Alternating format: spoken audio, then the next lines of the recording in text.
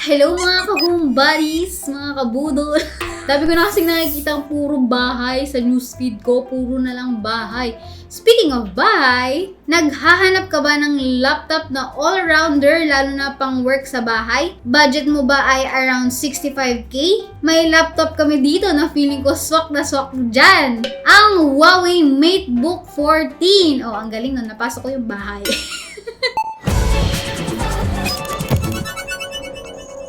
Actually, prime lineup ng Huawei itong Matebook kaya ganun yung presyohan. And dahil nagsiselebrate sila ng 5-year anniversary ng Matebook, itong Matebook 14 ay may 11th Gen Intel processor na and 16GB na RAM. Yes, balik Team Blue si Huawei!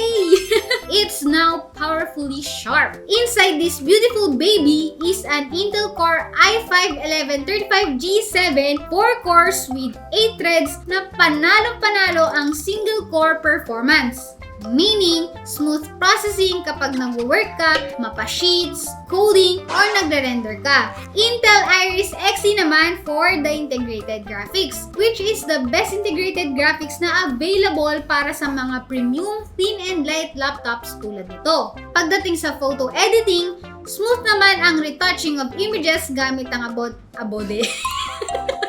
Photoshop. And also, yung batch processing niya sa Adobe Lightroom, classic. Make sure lang naka-turn on yung performance mode para nakatodo din yung cooling niya. Para sa video editing naman, gamit ang UL Protion workload, almost 19 minutes yung inaabot ng pag-export niya ng 1080p video, kaso isa't kalahati namang oras sa pag-export ng mga 4K UHD video. So practically, laban na to sa mga content creator ng target lang is 1080p na video. Parang kami, 1080p lang, pwede na. Pagdating naman sa gaming performance, sinubukan namin yung tatlong paborito naming esports games on 1080p and 1440p resolution. Kung gagamitin mo to for gaming, recommendable na iset mo lang sa 1080p resolution every game para mas stable and mataas ang frame rate.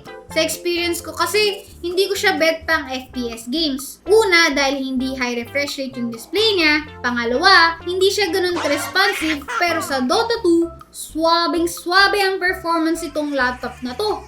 Well, kung hindi ka naman naglalaro ng FPS games, sabay-sabay natin sabihin, skip sa susunod na feature. Dati mga addict lang sa computer yung mga maraming apps na nakabukas eh. Ngayon, may nakabukas na online shopping website, newsfeed, photo editing na software, at marami pang iba. Ang dami-daming tabs. GG yung computer mo kung wala kang malaking RAM. Pero itong Matebook 14, it has 16GB 3200MHz DDR4 SD RAM and 512GB NVMe SSD internal storage. Kaya easy lang yan dito kahit napakadami mo pang naka-open na app sa background. Usually kasi hindi tayo nagsistay sa isang app lang, di ba? Habang nagre-render, ayan, sige, load mo yung Genshin. Kasi higher RAM means it can also boost your gaming performance, kahit yung coding mo. And it has a large and fast NVMe storage for your scratch disk for overall performance ng photo editing mo. Diba sabi ko sa inyo kanina na paminsan i-turn on nyo yung performance mode. If kailangan mo ng malakas ang performance, just press Fn plus P, then naka-performance mode ka na. Naka-off kasi by default itong performance mode kasi nagko-consume siya ng high power which is nag-generate ng init. So mas maganda, i-turn on mo lang yun kapag kailangan. Anywho, di naman siya ma-enable kung hindi nakasaksak yung power brick mo. And speaking of its power brick, mukha lang siyang power brick ng cellphone.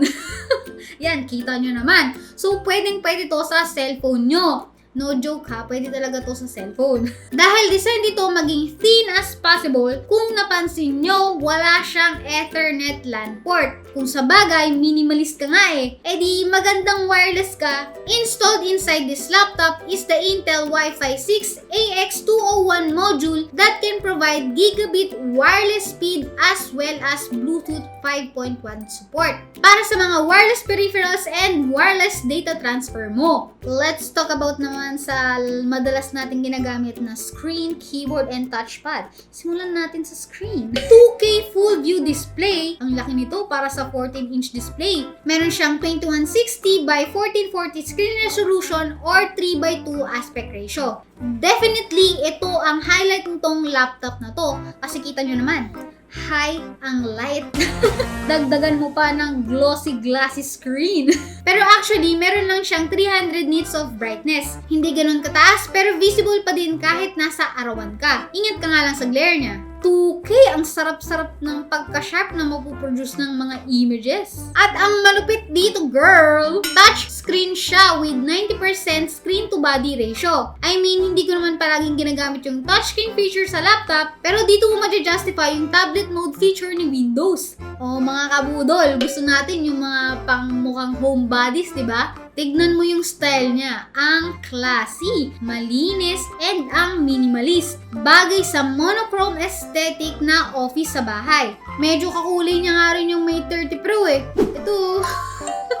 And para sa thin and light laptop, nakaka-impress na pwede mong ma-open yung lid ng isang kamayan lang. Tapos ang lightweight pa, bagay sa mga professionals and businessmen na laging paalis-alis kung saan-saan napapadpad. Minimalist lang din yung kanyang I/O ports. So kung nakakontihan ka sa ports niya, dapat meron kang USB-C docking station. Wala mang Thunderbolt support itong USB Type-C port niya, pwede ka pa rin magsaksak ng external display. Kung titignan mo yung keyboard, naka-maximize yung space niya sa chassis, kaya mas hindi siya mukhang nagsisiksikan. For the touchpad, smooth and responsive naman sa mga gestures. It has Huawei Free Touch that is used to control the pressure touchpad. And may nakita kaming amazing gesture dito. Yung slide 3 fingers pababa, then boom! Screenshot na pwede ka pa mag-crop. May kasama pang text recognition, parang easy mag-copy-paste. Ang maganda pa niyan, diba nakikita nyo wala yung NFC sticker kasi nasa touchpad na. Yun yung maganda sa ecosystem ni Huawei eh, yung NFC, yung madaling access sa mga other IoT devices. Napakasulit sa mga Huawei users itong Huawei Share dahil sa multi-screen collaboration. Nakakompromise niya yung pagkakulang ng ports kasi meron kang NFC access. Though meron namang mga sharing features sa ibang ecosystem, ito kasi isang tap mo lang, connected ka na agad. And yung bago dito, yung kaya niya up to 3 apps ang pwedeng nakabukas. This feature is actually available on all Matebook 2021 laptops. Isipin mo, naka-video call kayo ng klase nyo, tapos notes or PDF sa second screen, and nagti-TikTok pa. Aba naman, ikaw na! Pag thin laptops, ang kalaban niyan, init. Ito, meron shark fin blade. Hindi yan edible pero manipis, kaya maraming fan blades na may dual heat pipes pa para kahit manipis, hindi masyadong umiinit itong laptop. At hindi rin siya maingay, so hindi rin nagiinit yung ulo mo sa ingay. With regards to its speakers, it is definitely loud, but not that rich in terms of bass and treble. Pero decent yung quality and ramdam mo yung surround niya.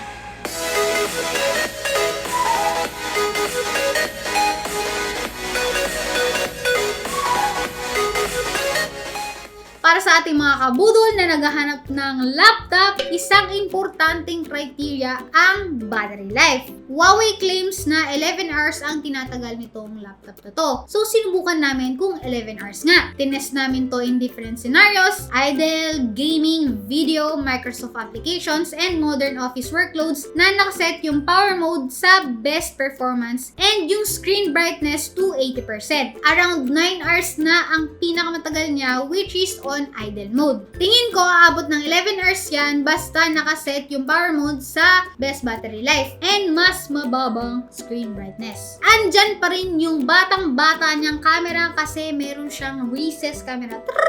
Recess na. Alis na ako. Pindot. Ay, tapos na yung recess. Pindot ulit.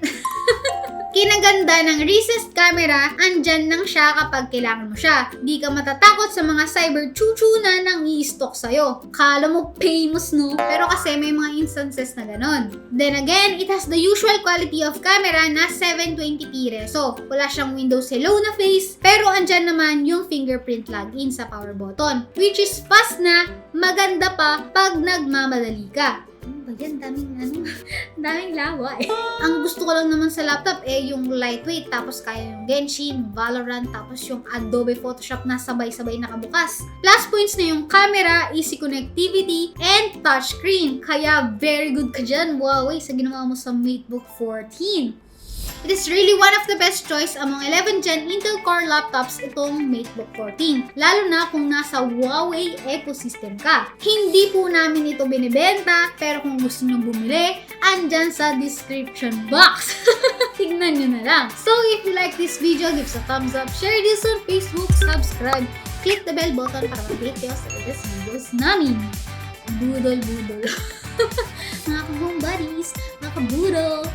Hi!